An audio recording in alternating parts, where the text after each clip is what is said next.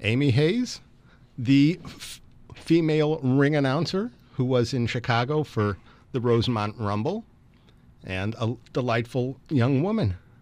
How are you, Amy? I'm doing good. I just got home, actually just got back to Detroit, so calling from my cell phone. I'm hoping that it hangs in there with us. Well, so far so good. How were the fights last night? The crowd was really good, and I thought the Stevenson Convention Center was really nice. I was pleasantly surprised with that, and it's great to see Bobby Hitz back doing boxing. For a long time, of course, he was one of the lead promoters in Chicago, and a former fighter himself. So it's pretty exciting. And your connection to Bobby Hitz goes back a few years to the Palace of Auburn Hills in suburban Detroit? That's correct, yes. I met him one night when I was working for a promoter, mostly doing assistant work, and I wanted to be a ring announcer. They weren't really paying much attention to that. So, I would hang around the fights, of course, and talk to other promoters, and that's when eventually it worked out where someone like Bobby Hitz gave me that first opportunity, and that's really what you need, is that one opportunity, and then at least you can say you've done it.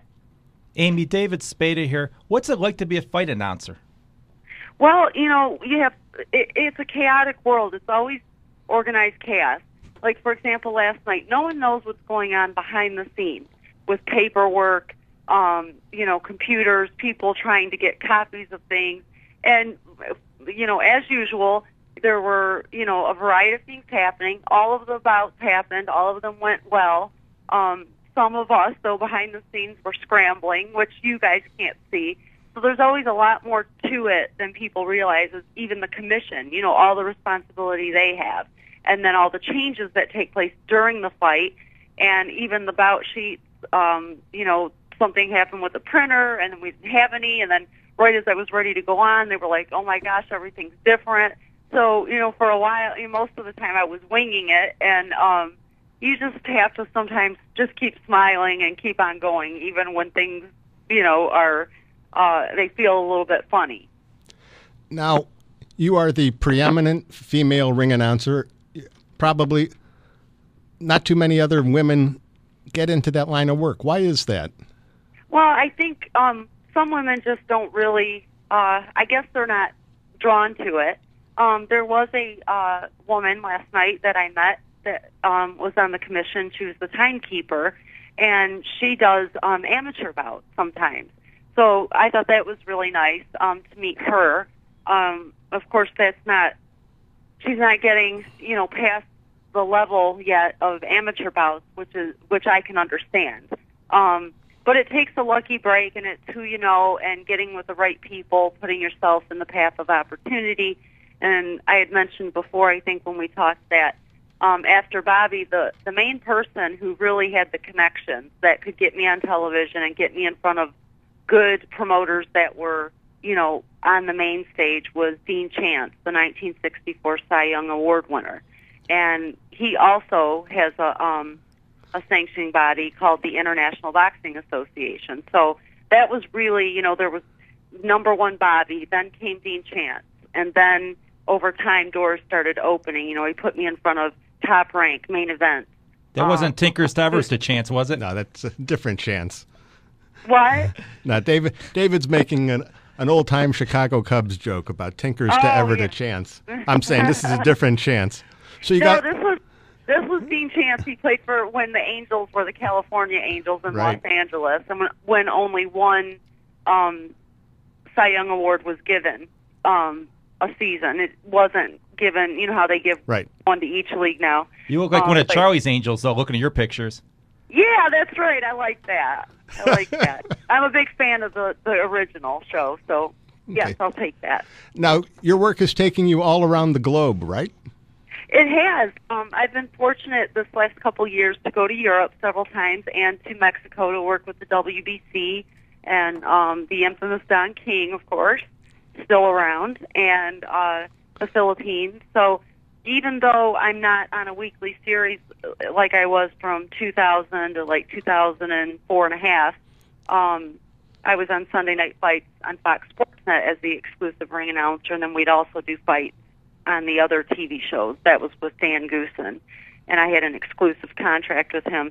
It's, I've been traveling and working. It's just that, the economy has dropped so hard, and the United States is really struggling in so many areas, and boxing is one of them. So out of the country, oftentimes that's where the money is, and that's where, boxing is still, they can fill up the Araneta Coliseum, for example, in Manila.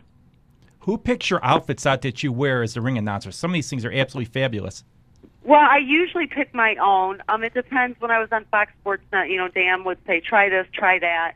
I really want to look attractive and sexy, but I still want to be respectable. So back then, I tried a lot of different things, and some of them I wouldn't really want to wear today just because, after you've done it a little while, you do want to move into, you still want to look sexy. I guess someone that I would reference in the way that they dress but still look tasteful is the singing sensation and songwriter Shania Twain. That's the kind of look that I would prefer. Sexy, but she's never showing too much of one area. Okay. She just hits it right on the nose. Leave a little to the imagination. Yes. Now, what's it like to deal with Don King? I had no problems. There was, a co-promoter in Mexico. So Pepe Gomez was the co-promoter, and so we really didn't have. And then he was also involved in the Romania fight. But the thing is he sort of handles a lot of the public relations part because everybody's clamoring for photos with him. So I really didn't have a whole lot of interaction as far as discussing how the show would go on his end. I think he sort of stands off and doesn't worry about that so much as he does he only worries about his own fighters and anything that happens between the two promoters privately. So I hear you host some sports talk show, I think in Ohio. Is that correct? Yeah, I've done a couple of different things in radio. I went to Specs Howard School of Broadcast Arts here in the Detroit area, and I worked for rock station here in Detroit, 101 WRIF, for a long time. And then I worked for Clear Channel in Dayton, and it was called The Sports Animal.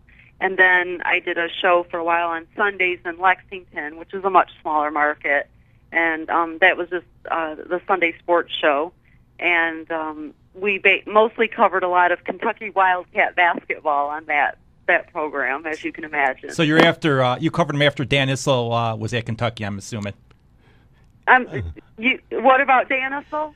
I said you covered Kentucky basketball after Dan Issel graduated. A long time after Dan Issel graduated. A long time after Dan graduated. Be nice, yes, David. He's still one of our. He's still one of our. Well, there aren't many players that come out of Kentucky that aren't our favorite. He's going to be on our show later today. That's why I mentioned his name.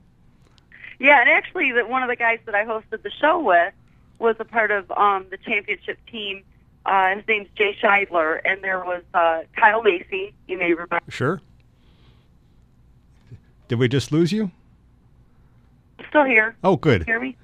Yeah, yes. Kyle Macy, Jay Scheidler, and Jack Goosegiven. So that was the championship team he was on. So it's fun, in Lexington. Those ball players, if they stay in town, are stars forever. Yeah. Have you figured out what you want to be when you grow up, if you grow up?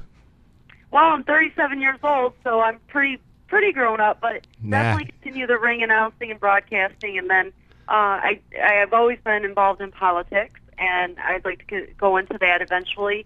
And I love horses, so I do a lot of work at home at the Kentucky Equine Humane Center. So we can expect to see Senator Hayes one of these days? You might. I've got a very colorful background, but I think by now people are used to it. I haven't been with any prostitutes. What do you? We were talking about that earlier. What do you think about this Arnold Schwarzenegger's mistress? I'd expect better of Arnold. Well, to me, it doesn't. None of it surprises me. Hey, he married a Kennedy, so now he knows how to act like one, right? Oh, what do you think of this woman? I mean, if looks could kill. I don't know. I mean, the whole idea of, he is one of the biggest stars in the world. It's their marriage. I'm sure she knew about it. This happened a while ago. I think it's one of those things that the liberal side will try to use as, oh, look at the.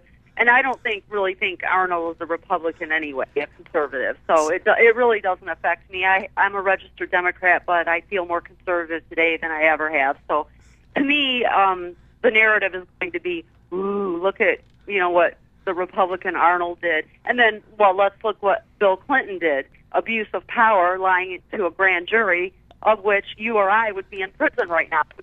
Grand jury. So committed perjury.